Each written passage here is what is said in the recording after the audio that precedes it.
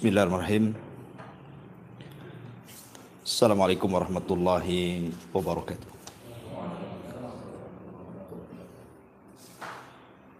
Alhamdulillah wassalatu wassalamu ala Rasulillah wa ala alihi wa sahbihi wa mawalah wa la hawla wa la quwata illa billahi wa ba'du. Alhamdulillah, segala puja dan puji hanya milik Allah subhanahu wa ta'ala. Salawat serta salam kita hadiahkan kepada Rasul kita Nabi besar Muhammad sallallahu alaihi wasallam. Baik, kita lanjutkan kajian kita. Masih membahas tafsir dari surah Al-A'la dan kita masuk pada ayat kedua dan seterusnya. A'udzubillahi minasyaitonir rajim. Bismillahirrahmanirrahim. Sabbihisma rabbikal a'la alladzi khalaqa fasawwa walladzi qaddara fahada walladzi akhrajal mar'a faja'alahu ghutsa'an ahwa. Sucikanlah nama Tuhanmu yang maha tinggi, yang menciptakan lalu menyempurnakan ciptaannya, yang menentukan kadar masing-masing dan memberikan petunjuknya, yang menumbuhkan rerumputan lalu dijadikannya rerumputan itu kering sehingga menjadi kehitam-hitaman. Taib. Di sini Allah Subhanahu wa taala setelah menyebutkan ayat pertama seruan untuk mensucikan nama Tuhannya yang maha tinggi, maka Allah katakan alladzi khalaqa fasawwa. Dialah yang khalaqa, menciptakan segala sesuatu, fasawwa, dan menyempurnakan ciptaannya. Kalimat khalaqa fasawwa ini selalu diulang-ulang. Allah Subhanahu wa taala kalau menyebut khalaqa, menciptakan, maka kalimat setelahnya biasanya fasawwa, menyempurnakan. Contoh umpamanya Allah Subhanahu wa taala mengatakan inni khaliqun basharan minatin fa idza sawaituhu wa nafakhtu fihi min ruhi faqa'u lahu sajidin. Sesungguhnya aku menciptakan manusia dari tanah, maksudnya Adam. Maka apabila aku menyempurnakannya, maka aku tiupkan ruhku kepadanya, maka bersegeralah kalian wahai para malaikat sujud kepada Adam. Di sini Allah katakan inni khaliq, saya menciptakan. Setelah itu Allah katakan sawaituhu, dan aku menyempurnakannya. Ataupun dalam surah Al-Kahfi ayat 37 Allah mengatakan akafarta billadzi khalaqaka min turabin thumma min nutfatin thumma sawwaka rajula. Apakah engkau akan kufur dengan zat yang telah menciptakan kamu dari tanah, kemudian dari setetes sperma, thumma sawwaka, kemudian Allah sempurnakan dirimu menjadi manusia. Di sini ada kalimat khalaqaka, setelahnya sawwaka. Sama juga di sini alladzi khalaqa fasawwa. Lalu apa makna khalaqa fasawwa? Qaddara fahada. Ini yang kita akan bahas sedikit di malam hari ini. Ma'asyiral muslimin yang dimuliakan Allah Subhanahu wa taala. Di dalam surah Al-Hasyr ayat 24, Allah Subhanahu wa taala berfirman, "Huwallahul khaliqu al-bari'u al-musawwiru lahul asmaul husna." Dialah Allah Al-Khaliq yang menciptakan. Al-Bari menyelesaikan ciptaannya, Al-Musawwir yang membentuk.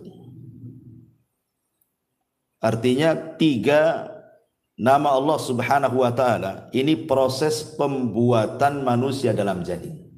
Al-Khaliq, Al-Bari, Al-Musawwir. Ini 3 nama Allah menjelaskan tentang proses penciptaan manusia dalam janin.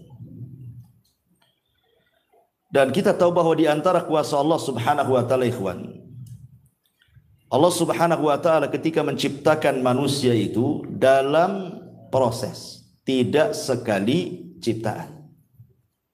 Allah mengatakan wallahu khalaqakum atwarah. Dan Allah Subhanahu wa taala menciptakan kalian itu dalam tingkatan kejadian. Artinya bukan dalam satu kejadian saja. Dari ciptaan ke ciptaan, dari ciptaan ke ciptaan, dan begitu seterusnya. Barulah kemudian menjadi manusia. Kita lihat dalam hadis Abdullah ibn Mas'ud radhiyallahu an, ketika Nabi sallallahu alaihi wasallam menjelaskan tentang proses penciptaan manusia. Kata Nabi sallallahu alaihi wasallam, bahwa manusia itu dikumpulkan selama 40 hari dari segumpal air mani. Kemudian 40 hari berikutnya berubah menjadi segumpal darah. Kemudian 40 hari berikutnya menjadi segumpal daging. Baru setelah itu diutus malaikat dan ditiupkan ruh kepadanya, seraya dicatat rizkinya, amalnya, ajalnya, bahagia dan celakanya. Begitu dalam hadis Abdullah ibn Mas'ud radhiyallahu anhu. Artinya bahwa Allah menciptakan manusia itu dalam penciptaan ke penciptaan. Pertama Allah ciptakan segumpal sperma dulu. Sperma laki-laki yang masuk kepada rahim perempuan ini jumlahnya jutaan, ikhwan. Begitu kan, sampai 20 sampai 300 juta. Tapi yang satu saja kan yang jadi. Jadi dari sekitar 300 juta itu yang jadi cuma satu. Kalau yang satu ini jadi, maka yang lainnya mati dan akan menjadi makanannya. Artinya bahwa kalau seandainya Allah takdirkan nih yang 300 juta itu hidup semua jadi manusia, kira-kira Batam ini cukup enggak? Seandainya setiap satu orang ketika mengeluarkan sperma itu membuahi 300 juta per orang kali penduduk Batam ini, kira-kira cukup enggak Batam ini? Enggak akan cukup. Oke, dengan Tanjung Pinang, Sak Kepri enggak akan cukup. Artinya bahwa ketika Allah Subhanahu wa taala kemudian mengeluarkan sampai 300 juta itu, yang jadi cuma satu yaitu antum. Ini nikmat Allah Subhanahu wa taala. Berarti antum dipilih dari 300 juta itu. Nikmat kan gitu ya. Nikmat. Rupanya kita pula yang dipilih dari 300 juta itu. Lah ketika Allah Subhanahu wa taala sudah memilih kita, penciptaan yang pertama dalam bentuk sperma dulu. Ini penciptaan pertama, atwar pertama. Kemudian taur yang kedua, atwar yang kedua, 40 hari berikutnya baru segumpal daging, darah dulu. Setelah itu Allah ciptakan lagi dari segumpal darah menjadi segumpal daging. Lihat, dari ciptaan ke ciptaan, dari ciptaan ke ciptaan. Itulah yang Allah katakan wallahu khalaqakum atwara. Dan Allah ciptakan kalian itu bukan dalam tingkatan kejadian satu kali saja, tapi bertingkat-tingkat. Dan ini kuasa Allah Subhanahu wa taala. Walaupun dalam hadis Abdullah bin Mas'ud itu menjadi khilaf kapan ruh itu ditiup kepada janin. Karena biasanya janin itu di umur 40 hari saja sudah ada gerakan. Sudah ada gerakan tuh. Tanyalah ke istri antum yang hamil. Sudah ada gerakan tuh. Kalau di pamannya kita datang ke dokter kan itu ya, nanti di USG kan ada gerakannya. Apakah gerakan ini maknanya ruh yang ditiupkan pada 40 hari pertama? Ataukah ruh itu ditiupkan setelah 4 bulan, artinya 40 hari ketiga. 40 hari kan gitu ya. Kalau digenapkan menjadi 4 bulan. Ada yang mengatakan bahwa di 40 hari pertama itulah ruh ditiupkan. Karena ada tajrubah. Buktinya ada gerakan di situ. Berarti hidup. Karena itu. Kalau hidup berarti ada ruhnya. Tapi ada yang mengatakan bahwa tidak, ruh itu ditiupkan oleh Allah Subhanahu wa taala lewat malaikat yang menjaga rahim itu ketika bayi berusia 44 bulan atau 40 yang ketiga. Berdasarkan zahir hadis. Ya kan? Zahir hadisnya kan begitu. 40 pertama segumpal mani, 40 hari kedua segumpal darah, 40 hari ketiga segumpal daging, baru ditiupkan ruh. Nah, berarti setelah 4 bulan baru tiupkan ruh. Dan ini yang banyak dikuatkan oleh jumhur mayoritas para ulama. Jadi ruh ditiupkan itu ketika janin berusia 4 bulan. Dari sini berlaku hukum-hukum fikih nantinya. Ya, seperti umpamanya kalau kegugurannya sebelum 4 bulan berarti bukan keguguran manusia. Ya, keguguran daging gitu saja.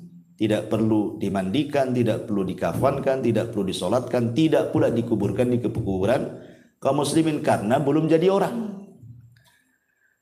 Ya. Tapi kalau kegugurannya setelah itu lain lagi ceritanya, sudah jadi orang kan gitu ya. Termasuk juga darah yang keluar. Kalau wanita keguguran di bawah 4 bulan berarti darahnya bukan darah haid. Dia masih harus sholat. Ya, harus sholat. Itu dianggap istihadah. Tapi kalau kegugurannya setelah 4 bulan berarti kalau keluar darah itu dianggap nifas. Ya, berarti dilarang sholat. Nah, jadi harus dibedakan tuh. Terlahir hukum-hukum fikihnya. Itu kita tidak bahas. Ya. Intinya bahwa di sini Allah Subhanahu wa taala berfirman, wallahu khalaqakum atwara. Dialah Allah yang menciptakan kalian dalam tingkatan-tingkatan kejadian. Dari segumpal sperma menjadi segumpal darah, dari segumpal darah menjadi segumpal daging, barulah terbentuk manusia. Itulah musawwir namanya. Allah membentuk. Ada kepalanya, ada kakinya, ada tangannya. Baru setelah selesai dari penciptaan sempurnalah bentuk manusia. Itulah makna al-bari. Ya, bari itu kalau ada dalam bahasa Arab, kalau orang sakit kemudian sembuh, itu disebut bari'ah, dia telah sembuh. Gitu ya. Artinya kalau dalam penciptaan berarti sudah selesai penciptaannya, sudah terbentuk manusia. Makanya 3 nama Allah ini, Al-Khaliqul Bari'ul Musawwir, ini kejadiannya semua di alam rahim. Baru kemudian setelah keluar ke alam dunia, inilah yang disebut dengan fasau taswiyah namanya. Allah katakan di sini alladzi khalaqa fasawwa. Nah, baru kemudian terjadi taswiyah, penyempurnaan. Apa yang dimaksud taswiyah di sini, ikhwan? Ini kan arti secara bahasa saja, taswiyah gitu ya. Di sini diartikan lalu menyempurnakan ciptaannya. Lalu apa makna sawwa di sini atau taswiyah di sini? Untuk memudahkan sebuah definisi, saya akan buatkan contoh saja biar antum paham. Kalau antum punya mobil, antum bangun rumah, antum punya mobil, otomatis mobil itu harus ada garasinya. Kemudian antum buat garasi lebih kecil dibandingkan mobilnya. Kemudian mobilnya antum paksa ke garasi, hancur nggak rumah tuh? Hancur. Berarti garasi itu tidak taswiyah namanya, tidak seimbang dengan mobilnya. Harusnya kalau buat garasi kan harus lebih besar dibandingkan mobilnya. Mobilnya masuk, itulah baru taswiyah. Ya. Jadi para ulama mengatakan, jadi makna taswiyah itu ayyakuna syai' ala qadri hajatihi. Hendaklah sesuatu itu direncanakan sesuai dengan hajat kebutuhannya. Itu disebut taswiyah. Jadi kalau seandainya memasukkan, antum buat pintu rumah untuk antum masuk, enggak mungkin lah pintu itu lebih kecil dibandingkan orangnya kan, itu harus lebih besar. Ketika kemudian pintu itu sudah pas dengan badan kita, dilonggarkan sedikit, berarti pintu itu sudah taswiyah dalam bahasa Arab. Sudah sawah, sudah sempurna. Orang bisa masuk keluar. Lah manusia ketika keluar dari janin itu, ikhwan. Lihat bagaimana Allah Subhanahu wa ta'ala menyempurnakan ciptaannya. Kita lihat bagaimana Allah Subhanahu wa ta'ala samakan antara kedua tangan si bayi itu. Sama antara tangan kiri dengan tangan kanan. Panjangnya sama, jumlah jarinya sama. Tidak ada yang beda. Kemudian kakinya juga sama kan itu. Jumlah kakinya 2, panjangnya 2, jarinya juga sama, kukunya pun sama. Itu disebut taswiyah namanya, penyempurnaan. Begitu juga kedua matanya. Maksudnya kita bicara bayi sehat ya. Jangan pula bicara tentang bayi sakit ya. Bayi cacat itu kan keluar daripada keumuman bayi, karena umumnya bayi keluar sehat. Kedua matanya sama, kedua bahunya sama, tidak singsul sebelah gitu ya. Dan begitu seterusnya. Itu makna daripada sawwah namanya ya. Alladzi khalaqa fasawwah. Allah seimbangkan. Allah seimbangkan dengan hajatnya manusia tuh. Ma'asyiral muslimin yang dimuliakan Allah Azza wa Jalla. Baik kita rinci coba. Allah mengatakan dalam Al-Quran, wa fi anfusikum afala tubsirun. Dalam diri kalian itu ada tanda-tanda kuasa Allah dalam bentuk taswiyah Allah ketika menciptakan manusia. Allah buat sempurna, seimbang manusia itu untuk kemaslahatan kita semuanya. Kita lihat saja, mungkin Pak Jul ya orang kesehatan kan paham. Kalau kaki saja itu tidak sama panjangnya, berarti ada masalah tuh. Ya, maka harus dikeretek abal-abal apa namanya, supaya sama kan. Kalau tidak sama kan berarti badan ini ada masalah. Ya ada masalah. Kalau tidak sama panjangnya itu ada masalah dengan badan dia. Kenapa? Karena Allah menciptakan manusia itu taswiyah. Kalau ada panjang sedikit, masalah tuh dengan badan dia. Karena Allah tidak menciptakan seperti itu. Berarti orang ini harus dibenerin tuh. Lah ini kuasa siapa? Kuasa Allah. Allah Subhanahu wa ta'ala menciptakan manusia itu dalam kondisi betul-betul sehat. Dialah yang membuat sakit. Tapi ketika Allah menciptakan manusia tidak seperti itu. Semua sama. Dan itu kuasa Allah Subhanahu wa ta'ala. Kemudian letak-letaknya juga luar biasa. Kenapa kemudian mata lebih tinggi dibandingkan hidung? Kemudian hidung lebih tinggi dibandingkan mulut? Coba. Apa hikmahnya? Ada bisa bayangkan kalau mata lebih rendah dibandingkan mulut? Mulut di atas, mata pula ganti mulut. Kira-kira bentuknya kayak apa? Ya. Karena dalam wajah itu kan ada 3 pengetahuan. Pertama, ilmu tentang warna dan bentuk. Ilmu tentang warna dan bentuk. Dan itu hanya ada pada pandangan. Pandangan yang bisa melihat warna, pandangan yang bisa melihat bentuk. Dan ketika memandang harus tinggi supaya kelihatan. Ya, kalau mata di bawah nggak nampak tuh. Makanya diletakkan di ketinggian kan. Karena fungsinya memandang. Memandang warna-warna, memandang bentuk-bentuk tuh. Kemudian yang kedua ada namanya ilmu penciuman. Setelah pandangan tentu penciuman dulu. Dan itu hanya bisa dilakukan oleh hidung. Maka diletakkan hidung. Baru di bawahnya ilmu at-ta'mi. Ilmu at-ta'mi itu merasakan sesuatu. Manisnya, pahitnya, Dan begitu seterusnya. Makanya Allah letakkan betul-betul sesuai dengan letaknya. Mata di sini, hidung di sini, kemudian mulut di sini. Kemudian bentuknya coba. Coba kelopak mata ini, ikhwan.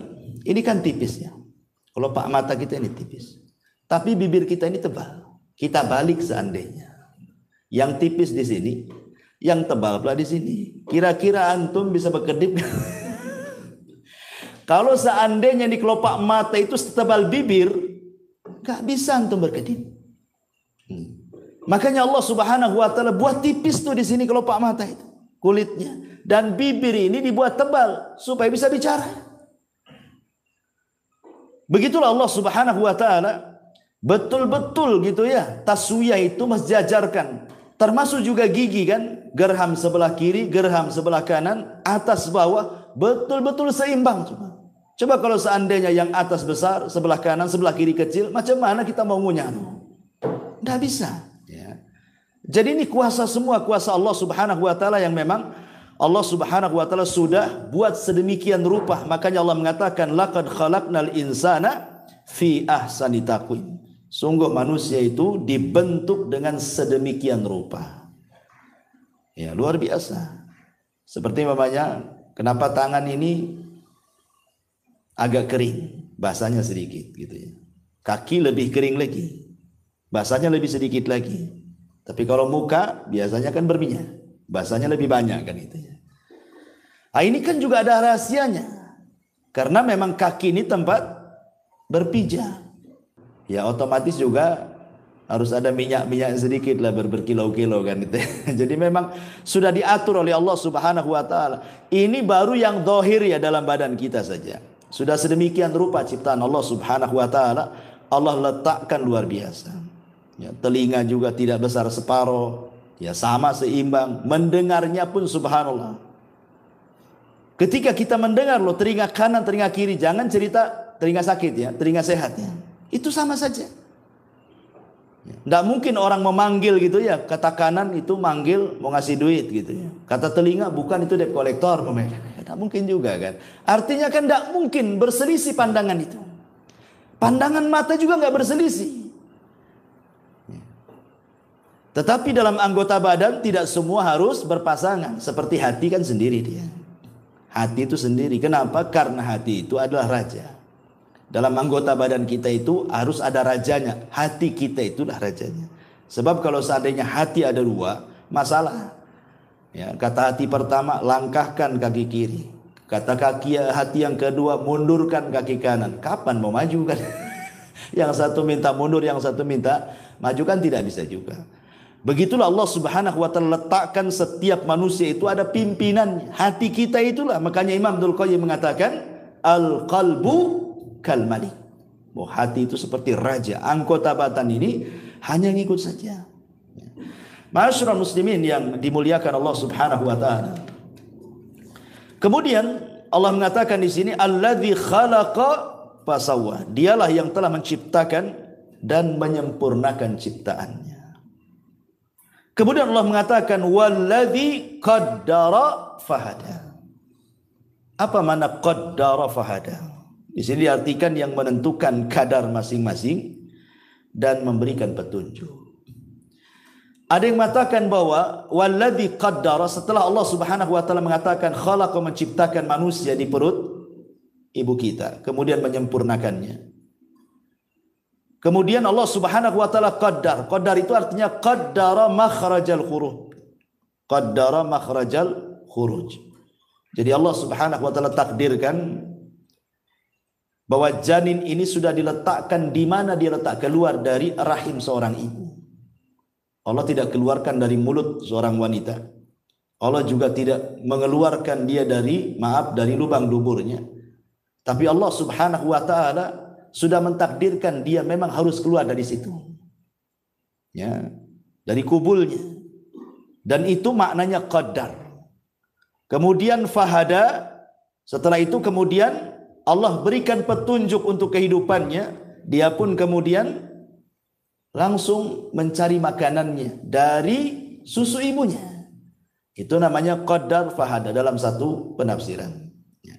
Ada juga yang mengatakan bahwa qadar di sini artinya qaddara rizqahum. Jadi setiap manusia itu sudah ditakdirkan rizkinya. Kemudian fahada, Allah kasih petunjuk bagaimana cara mencarinya. Dan ini penting ikhwan. Manusia ketika mencari rizki itu ada yang ekstrim kanan, ada yang ekstrim kiri. Yang ekstrim kanan, mereka menghabiskan semua waktunya hanya untuk mencari dunia, cari rezeki saja. Otaknya itu duit saja.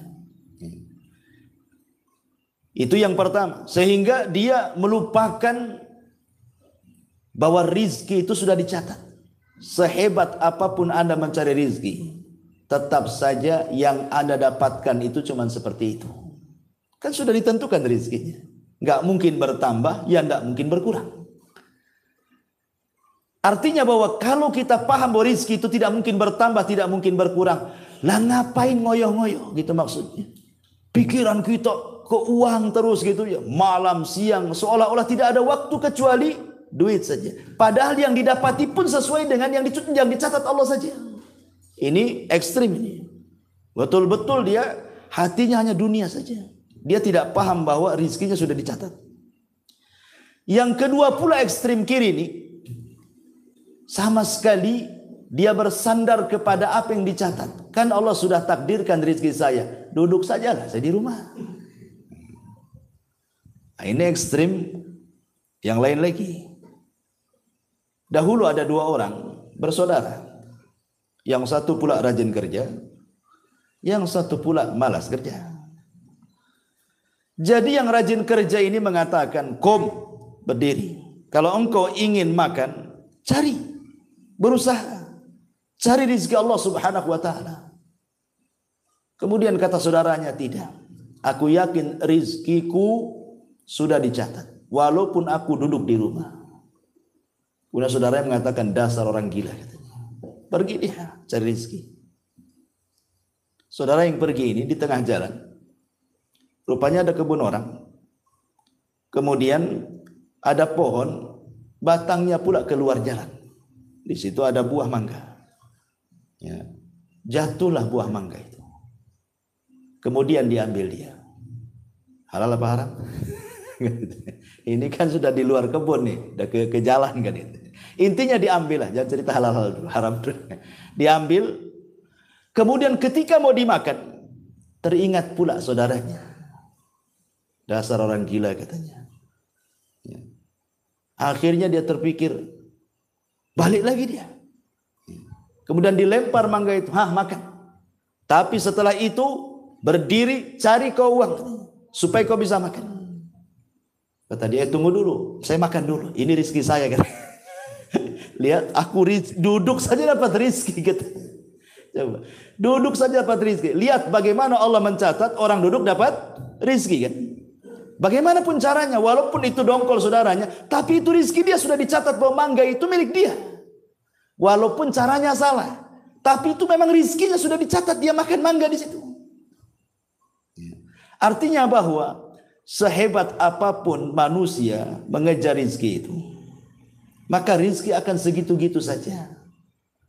Makanya dulu saya pernah ceritakan tentang kisah siapa? Ali bin Abi Thalib kan. Ketika ada seorang pengemis datang kepada Ali bin Abi Thalib, kemudian Ali menjanjikan akan diberikan beberapa dirham. Lupa pula Ali itu naruh uang di mana dia letakkan dirham-dirham itu. Akhirnya kelamaan jengkellah ini pengemis ini. Sebelum pergi mencuri pelana kudanya Ali. Pergi dia. Setelah pergi pencurinya, dapat pula dirham-dirham itu. Akhirnya keluar, rupanya sudah nggak ada itu yang mengemis itu. Tiba-tiba kemudian pembantunya Ali mengatakan bahwa lizamnya, pelana kudanya hilang dicuri orang. Ali mengatakan, ya sudah, kalau sudah dicuri orang mungkin dia rezekinya. Ambillah uang dirham-dirham itu, kau belilah pelana yang baru ke pasar sana. Mudah-mudahan dapat harga 400. Dikasih uang 400 dirham. Ke pasar dia. Kemudian adalah orang yang jual pelana, ditawar, tawar, dapat pula 400. Pulang dia. Ketika Ali radhiyallahu anhu melihat pelananya, dia hafal itu pelana dia. Kata Ali, ini kan pelana kita yang dicuri tadi. Berarti kau beli dari pencuri itu, katanya. Bagaimana sifatnya orang itu? Maka pembantu mengatakan begini orangnya, begitu langsung bertakbir Ali, Allahu Akbar, katanya. Lihat, kalau seandainya dia mau sabar, menunggu aku mencari uang dirham-dirham ini, dia akan mendapatkan dengan cara halal. Tapi karena tidak bersabar, dia mendapatkannya dengan cara haram. Sama-sama 400. Ali janji mau ngasih 400. Tapi dengan cara halal kan? Memang Ali mau memberi dengan kerelaannya.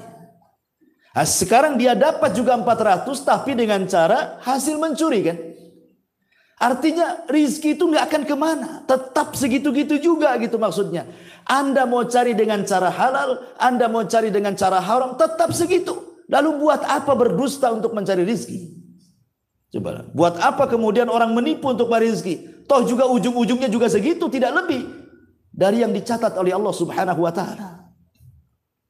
Nah, dari sini maka artinya qaddara rizqahu fahadalahu tariqar rizki. Artinya qaddara di sini artinya Allah takdirkan rizkinya dan Allah Subhanahu wa taala berikan petunjuk bagaimana cara mencarinya. Bagaimana cara mencarinya? Rizki Allah itu banyak, ikhwan. Di mana-mana, hanya orang malas saja yang kemudian merasa sulit untuk mendapatkan rizki. Sampai begini, ikhwan. Ada satu kisah. Ada seorang bahasa namanya Al-Imam Al-Asma'i rahimahullahu ta'ala. Dia hidup di masa kerajaan Abbasiyah.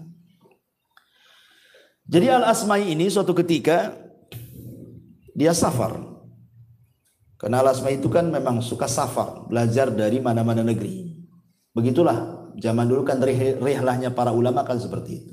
Dari negeri ke negeri cari ulama belajar gitu. Jadi suatu ketika Al-Asma'i ini ketika berjalan di padang pasir, jumpa pula dengan Arab Badui. Arab Badui, orang bodoh. Tetapi masih fitrah hatinya. Jadi ketika kemudian Arab Badui ini bertanya, siapa kamu? Saya Al-Asma'i dari suku Asma. Oh, Anda Al-Asma'i, dari mana kau datang? Dia mengatakan dari negeri yang di situ dibacakan kalam-kalam Allah. Arab Badui ini bingung. Karena tidak pernah mendengar Al-Quran, tidak pernah juga melihat Al-Quran seperti apa, tidak pernah membaca Quran, sama sekali tidak tahu Quran.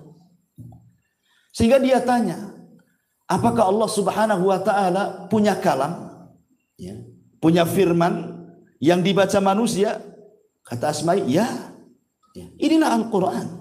Ini semua firman yang dibaca kita, ini firman Allah Subhanahu wa ta'ala. Jadi Arab Badui ini takjub.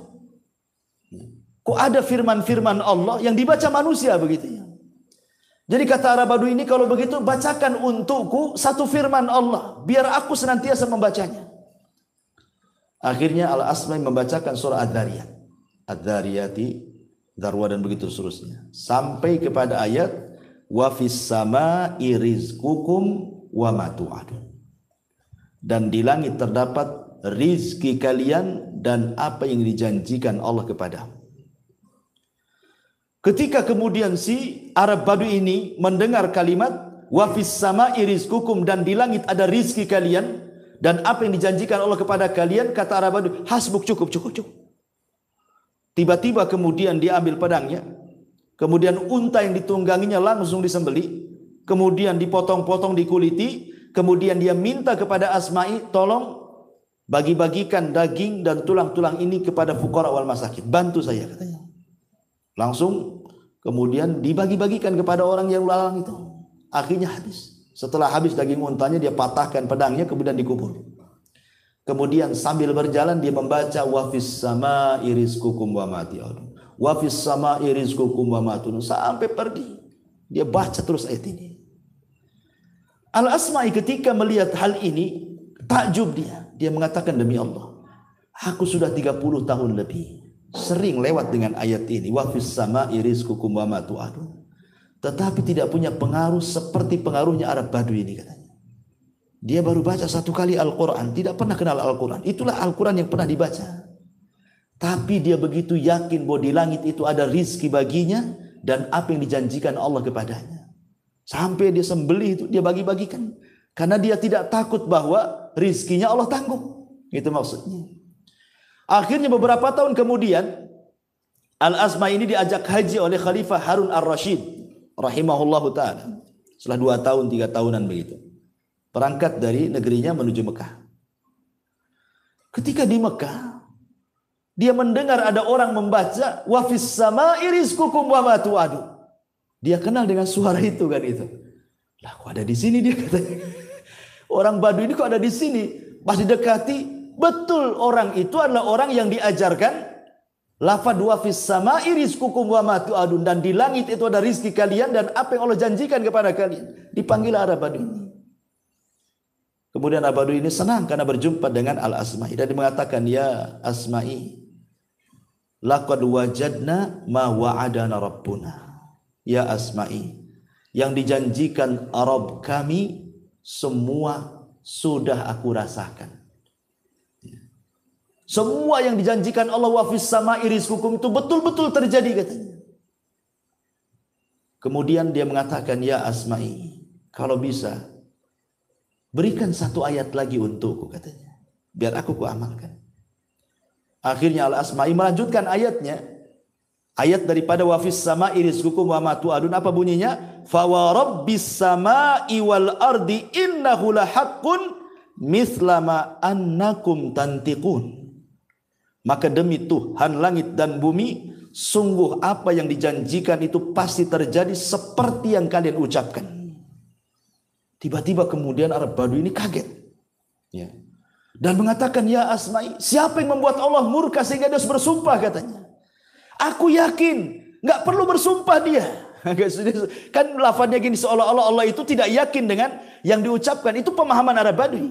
Ketika dia mengatakan wa fis sama'i rizqukum wa ma tu'adun, dan di langit itu ada rezeki kalian apa yang dijanjikan kepada kalian, tiba-tiba Allah menekan dengan sumpah. Maka demi Tuhan langit dan bumi, sungguh apa yang dijanjikan itu pasti terjadi seperti apa yang kau ucapkan. Jadi seolah-olah khitabnya kepada Arab Baduy. Arab Baduy, ya Asma'i, siapa yang membuat Allah murka sehingga harus bersumpah katanya. Aku yakin dengan itu, tidak perlu bersumpah Allah itu katanya. Akhirnya kemudian dia pun ketakutan kepada Allah. Disangkanya Allah murka kepadanya. Karena dalam ayat itu ada sumpah masalahnya. Ya. Seolah-olah Allah murka. Dia mengatakan siapa yang membuat Allah murka gitu kan. Akhirnya dia pun terserang jantung. Dan mati seketika. Ya, ketika dia mengatakan seperti itu. Asma'i tertegun lagi. Masya Allah. Kok ada orang tidak pernah membaca Quran. Hanya mendengar sekali bacaan. Tapi pengaruhnya luar biasa. Itu maksudnya. Keyakinan kepada wa fis sama'i rizqukum wa ma tu'adun itu bahwa di langit ada rizki yang Allah Subhanahu wa taala akan anugerahkan kepada kalian dan apa yang Allah janjikan kepada kalian. Coba kalau kita pahami ayat ini, teman. Tidak mungkin orang itu kemudian stres dengan rizki. Enggak mungkin stres dengan rizki. Kenapa? Karena qaddara fahada. Allah sudah takdirkan kok rizki. Dan maknanya di langit itu ada rizki kalian karena memang Allah Subhanahu wa taala ada di ketinggian di langit. Dialah yang ngasih rizki kepada kita. Dan rizki Allah Subhanahu wa taala itu dulu pernah saya jelaskan ada 2 kan. Ada yang disebut dengan rizkun nazil, ada yang disebut dengan rizkun sha'id namanya ya. Ada rizki yang disebut nazil, rizki yang Allah turunkan kepada kita. Ada yang sifatnya sha'id, rizki Allah itu kita naikkan ke atas langit. Jadi ada yang turun dari langit, ada yang kita naikkan ke langit. Adapun rizki yang turun ya apa yang kita makan, apa yang kita minum, apa yang kita tempati, itu semua rizki yang Allah berikan dari langit. Adapun rizki yang kita naikkan ke langit, itulah amal-amal soleh kita. Kalau kita bangun masjid nanti dibangun satu istana di sorga. Kalau kita membaca subhanallah bihamdihi, Allah satu tanam pokok kurma di sorga. Itulah amal soleh kita. Jadi rizki yang naik itu adalah rizki yang disimpan oleh kita, yang kelak kita rasakan kalau kita masuk sorga. Itu maksudnya. Atau lebih senangnya lagi mungkin bahasanya, rizki yang naik itu ada dalam masjid, rizki yang turun dari langit itu ada di luar masjid. Dahulu di zaman Rasul, ketika Nabi SAW melaksanakan sholat Jumat pertama, dan jumlahnya 40 orang, dari sini mazhab Syafi'i mengatakan bahwa sholat Jumat itu harus 40 orang minimalnya. Karena pertama kali sholat Jumat itu jumlahnya 40. Di tengah-tengah Nabi SAW sedang khutbah Jumat, datang kafilah dagang ya dari Syam. Lah orang-orang ini yang sedang sholat, yang sedang mendengarkan khutbah bubar, separuhnya bubar. 20 orang keluar kemudian mengambil kafilah dagang karena takut dia tidak bisa beli, kehabisan dagangannya kan itu. Keluar dia 20 itu dari masjid. Ya. Dari sini juga kemudian ada mazhab yang mengatakan bahwa minimalnya sholat Jumat itu 20. Karena yang 20-nya keluar mengejar jualan tadi. Karena ada kafilah dagang dari Syam. Dari sinilah Allah Subhanahu wa ta'ala turunkan ayat kan. Turunkan ayat surah Al-Jum'ah. Wa idza ra'au tijaratan aw lahwan infaddu ilaiha wa tarakuka qa'ima. Qul ma indallahi khairun minallah wa minat tijarah wallahu khairu razikin. Dan apabila mereka melihat perdagangan atau permainan, mereka pun berpaling darinya. Dan mereka meninggalkan engkau wahai Muhammad dalam kondisi engkau berkhutbah berdiri. Ya. Katakan ya Muhammad kepada mereka bahwa yang di sisi Allah itu jauh lebih baik dibandingkan permainan perniagaan itu. Karena Allah sebaik-baik pemberi rizki. Lihat bagaimana Allah Subhanahu wa ta'ala menegur di sini. Yang lari mengejar rizki di luar masjid, ya, tidak lebih baik dibandingkan orang yang tetap ikut sholat Jumat bersama Nabi, gitu maksudnya. Dari sini menunjukkan bahwa rizki yang naik jauh lebih baik dibandingkan rizki yang turun. Walaupun kenyataannya kalau saya tanya dengan jujur, antum milih rizki yang naik apa rizki yang turun? Nggak mungkin antum bilang rizki yang naik. Buktinya sudah sedekah bakhil. Pasti antum milih rizki yang turun kan? Karena itu yang nampak. Mobilnya nampak, rumahnya nampak, uangnya nampak gitu ya. Maunya kita yang nampak-nampak saja. Adapun di sana di sorga itu kan macam cerita. Ya, nggak yakin. Ya. Sehingga karena nggak yakin itu walaupun antum nganggur ada masjid kerja bakti tidak mau datang juga antum ke situ. Katanya rizki yang naik lebih antum utamakan dibandingkan rizki yang turun. Tapi kenyataan di lapangan tidak seperti itu. Itulah karena apa? Manusia sudah dikuasai dengan dunia. Dan yang lebih hebat lagi dari kuasa Allah, qaddara fahada. Allah Subhanahu wa ta'ala sudah mentakdirkan rizki dan memberikan petunjuk untuk mencari rizkinya. Ingat bahwa semua yang ada di langit, semua yang ada di bumi, kiri, kanan, atas, bawah, itu rizki bagi manusia secara umum. Kenapa Allah menciptakan langit? Untuk siapa? Untuk kita. Kenapa Allah ciptakan bumi? Untuk siapa? Untuk kita. Makanya Allah Subhanahu wa ta'ala mengatakan, alladzi ja'ala lakumul arda firasya. Dialah yang telah menjadikan bumi terhampar untuk siapa? Untuk kalian. Itu rizki. Bumi terhampar. Kita bisa berjalan di bumi. Itu rizki itu. Kemudian was-sama'i binaan, was-sama'a binaan, dan Allah jadikan langit sebagai bangunan, atap bagi kita, naungan bagi kita. Itu rizki juga. Kemudian wa anzala minas sama'i ma'an, Allah turunkan dari langit air, air rizki juga. Kan gitu ya. Fa akhraja bihi minas thamarati, dan Allah keluarkan dari bumi itu buah-buahan. Rizqan lakum, itu semua rizki bagi kalian.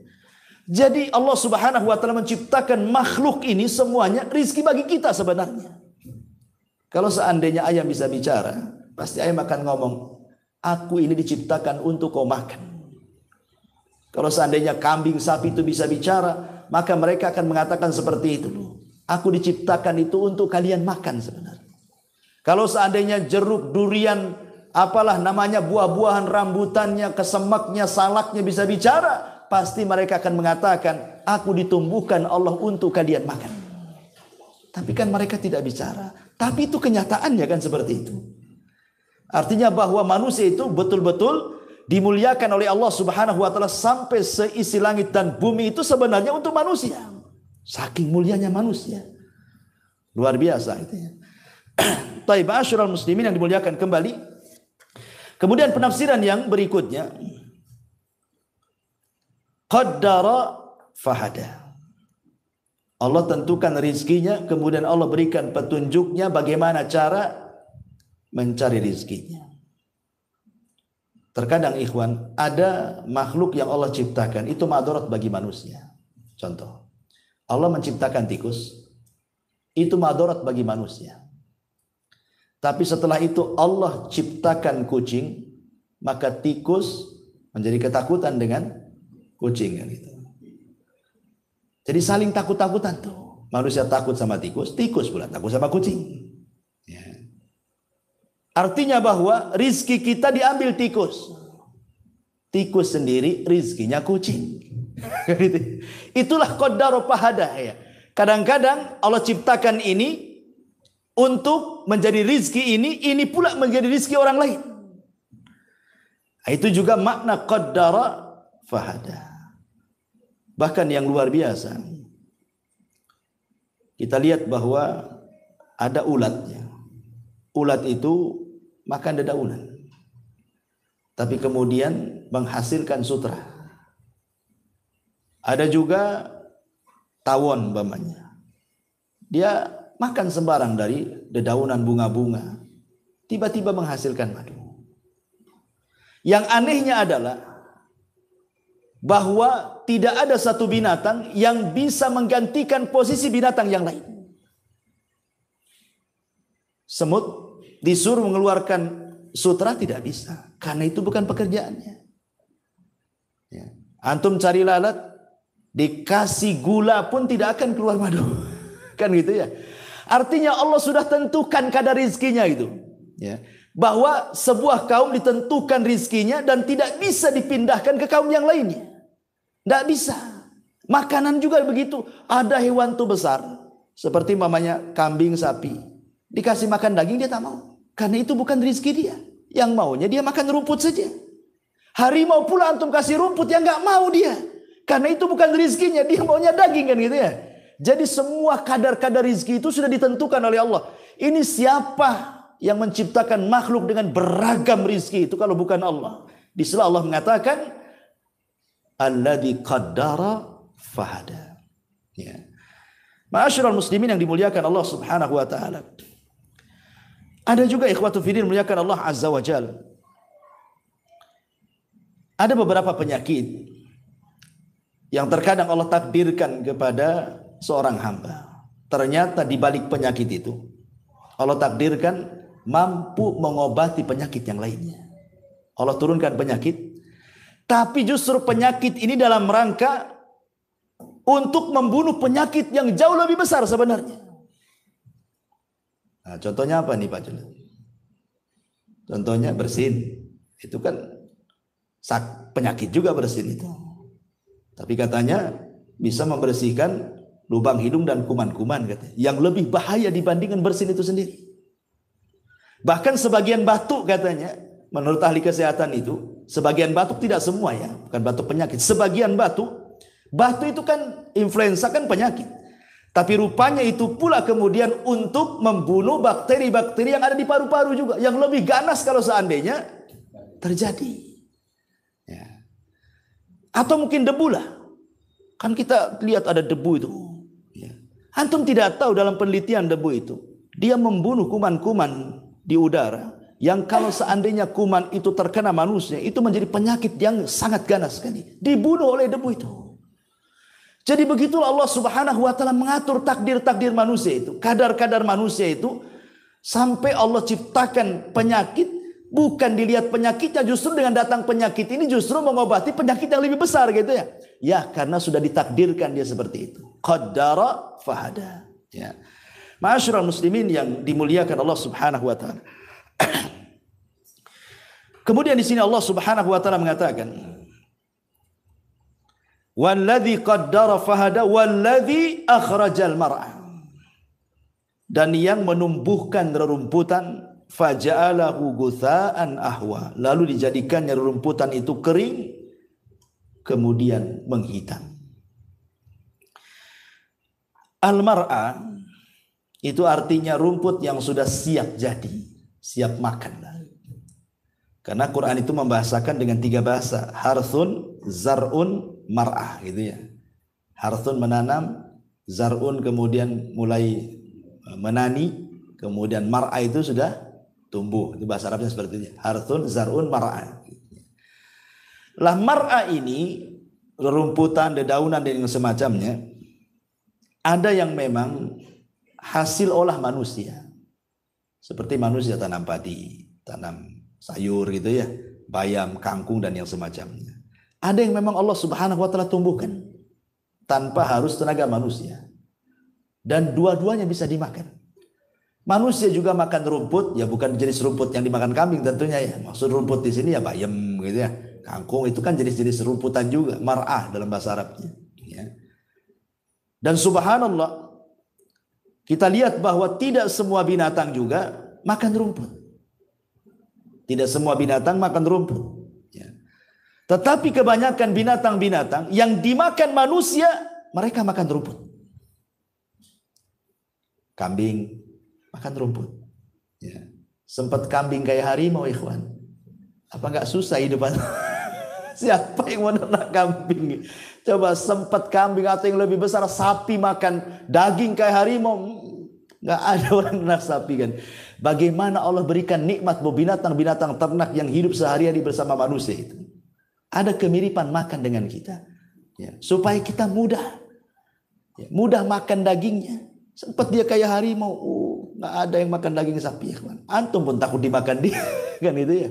Bagaimana Allah Subhanahu wa taala memberikan nikmat yang luar biasa. Ya.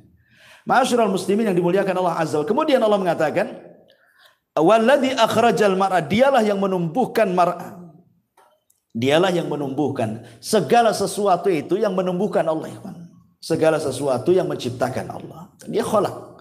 Tumbuh itu menumbuhkan karena ada seorang dokter, orang yang sudah titel doktor di Amerika sana. Ya.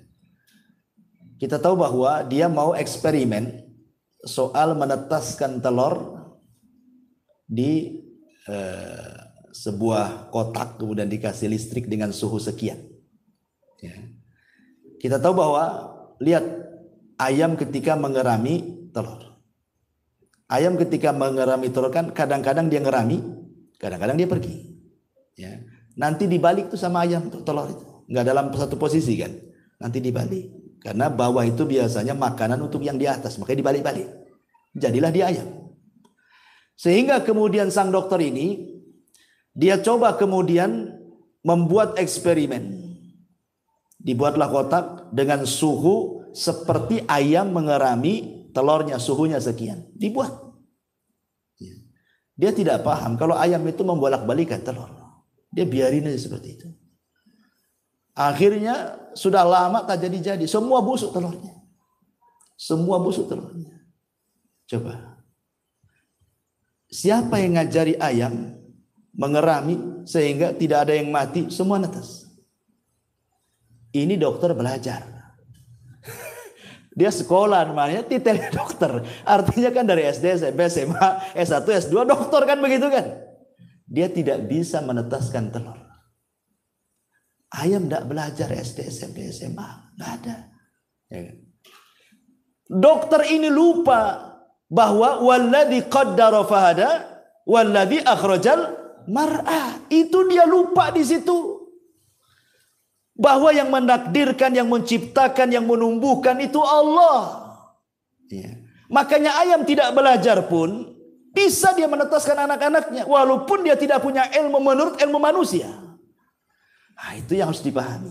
Bahwa walladzi akhrajal mar'a, yang dialah Allah yang mengeluarkan, yang menumbuhkan, yang menciptakan tumbuh-tumbuhan, rumputan dan segala jenis pepohonan yang ada di bumi. Kita harus pahami dan sebagai bentuk tauhid rububiyah kita kepada Allah Azza wa Jalla. Faja'alahu gutha'an ahwa. Lalu dijadikannya rumput-rumput itu kering kehitam-hitaman. Maknanya kita disuruh belajar kepada rumputan. Bahwa manusia itu kurang lebih dengan rerumputan, dengan padi juga. Awalnya lemah dan diakhiri dengan kelemahan, gitu maksudnya ya. Lihat, padi itu lemah ketika kecil, diinjak mati. Tapi kalau sudah besar, sudah berbuah kan gitu kan. Walaupun diinjak agak mereng begitu, tetap saja dia tumbuh ke sana. Cuman nggak tegak saja kan itu, agak kuat ya. Tapi nanti kalau sudah panen, mulai menguning, kemudian menghitam, sudah rapuh, diterpa angin, terbang semuanya. Begitulah manusia. Diciptakan dalam posisi lemah, diakhiri dengan lemah. Tapi lemah pertama dicintai, lemah kedua dibenci. Kan itu ya. Kalau masih bayi lemah, orang diciumnya, digendongnya gitu ya, dinyanyiinnya. Coba kalau sudah tua lemahnya, yang ada didoakan kapan matinya kan. Itu sama-sama lemah tapi beda pelakuannya tuh. Ya. Intinya di sini bahwa di sini ada pelajaran faja'alahu gutsa'an ahwa, bahwa kehidupan rerumputan juga dijadikan pelajaran bahwa semua makhluk itu ada batas umurnya. Semua makhluk ada batas umurnya, apalagi manusia. Nabi SAW mengatakan a'maru ummati baina sittina wa sab'in, bahwa umur usia umatku itu antara 60 sampai 70 tahun saja, sedikit yang melewati itu. Wallahu a'lam bishawab.